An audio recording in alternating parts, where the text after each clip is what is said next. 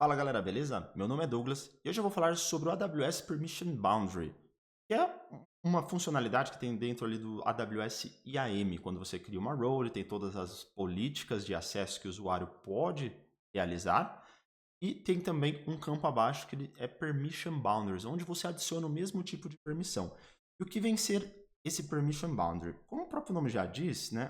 Se a gente traduz ele, é fronteiras de permissões, né? Então, até onde um usuário pode ir. Imagina que você tem lá a sua role, essa role ela vai ter alguns acessos.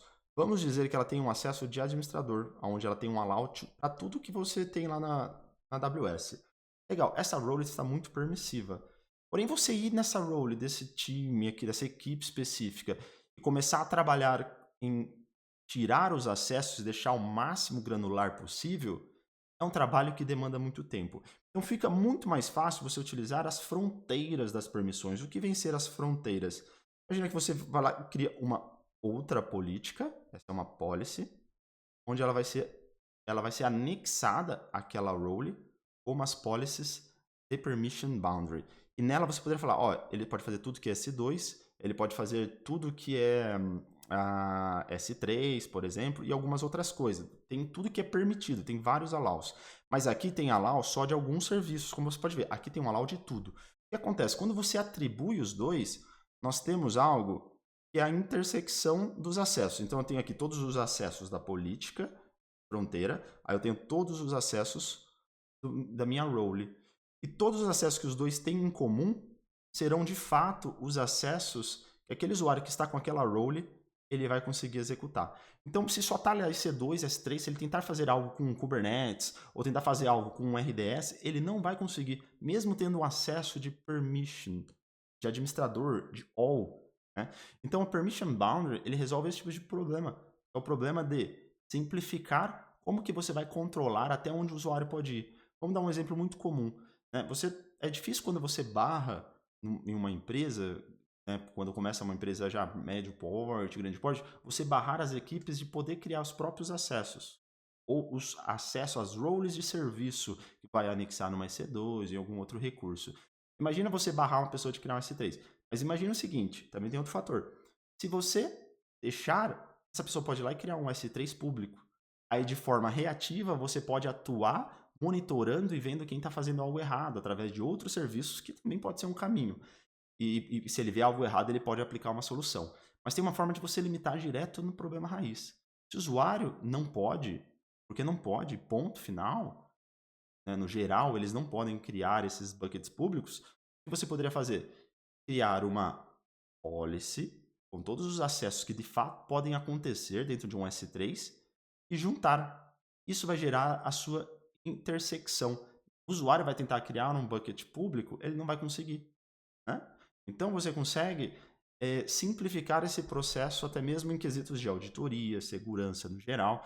Então, como mostra aqui no desenho, ó, até o conjunto que eu falei, na verdade, ele é uma intersecção de conjuntos, é algo matemático, é exatamente esse conjunto que é dado o acesso.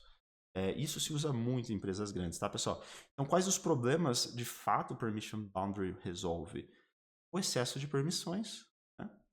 Delegar as permissões com segurança, onde você pode conceder as seguranças, como eu falei, ter as fronteiras para cada um. Compliance e auditoria é algo muito bom, porque imagina, você tem 100 tipos de role, porém se todos estão no mesmo permission boundary, logo é o permission boundary que acaba de fato sendo efetivo para uma validação. É a questão da intersecção, mas pode simplificar em algumas questões de auditoria, simplifica muito o processo dependendo do tipo de auditoria que você está passando. Então, dentro de alguns exemplos práticos, né, eu vou deixar esse link aqui nas descrições, você fica à vontade para depois ler com calma, tudo, esse não é o objetivo é falar como que funciona o Permission Boundary, mas você pode fazer esse controle de permissões, né, como eu já falei, tem a questão do isolamento de função, tanto temporária como não, você pode colocar permissões em determinado horário, não tem as condições que você poderia colocar dentro do Permission Boundary, inclusive eu já vi Permission Boundaries onde ele faz um bloqueio e só autoriza quando o usuário está de fato de uma determinada origem. Interessante, né? Já vi automações de criação de usuários, de roles, onde eles já colocam essas permission boundaries por padrão para que tenha uma limitação. Mas vão existir exceções. As exceções são tratadas de forma de criação diferente. Então sempre vai ter esses trade-offs. Você consegue fazer os filtros avançados por tag. Então imagina, você tem lá um ambiente, uma conta, com muitos tipos de muitos times distintos. Você não quer que um afete o outro. Você consegue criar as suas permission boundary e vai limitar que um usuário, de fato, ele consiga fazer mais coisas do que ele deveria, ou eventualmente afetar algum outro recurso. Nossa, Douglas, mas você está falando isso daí, mas o deny já resolve isso daí, né? Uma política simples. Resolve sim, tá? Mas aqui vai muito além. Vai na questão de você delegar para os times, de você simplificar o processo. Então, Permission Boundary é mais uma forma de você conseguir resolver. Existem muitas empresas que vão para o caminho do Permission Boundary e outras que vão para um Deny Policy. Deny Policy também ele é muito efetivo. Beleza.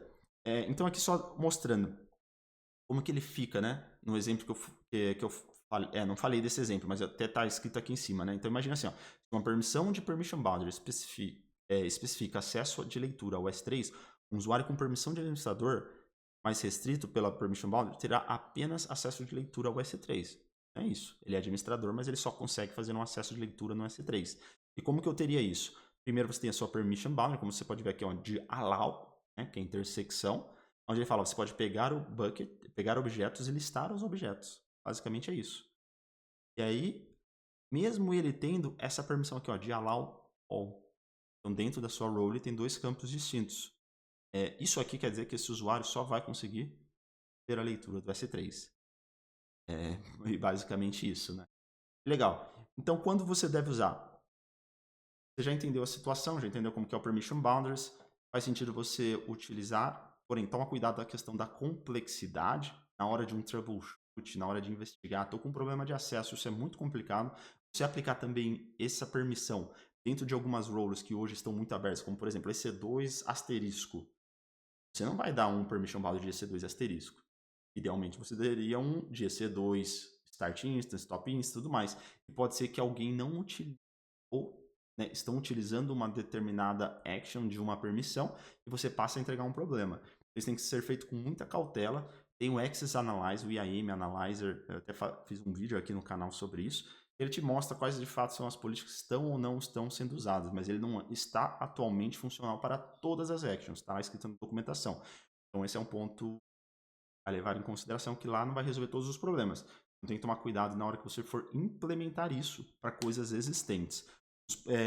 E é um ponto bem, né, de atenção. Então a questão do desempenho, monitoramento também é outro fator. Revisar frequentemente essas políticas, você tem que adicionar as políticas, tem um processo de revisão, quem que vai controlar essas políticas, porque as equipes, elas consomem permission boundary. Geralmente esse permission boundary é algo mandado por um time específico de segurança. Então como que vai ser este processo? Isso é algo que afeta tanto o desempenho, afeta também uma questão de monitoramento, de manter, né, ver até onde os usuários estão ou não. Então tem esses fatores que são bem né, diferentes. Mas como eu falei, como eu sempre falo aqui no canal, né, várias soluções para resolver muitos problemas. Aí vai mais uma aí de dica para você utilizar no dia a dia. Beleza, galera? Bom, então isso aí que eu tinha para falar sobre Permission Boundary. Se você curtiu, dá um curtir aí. Se você quiser se inscrever, fique à vontade para se inscrever. E até o próximo vídeo. Valeu!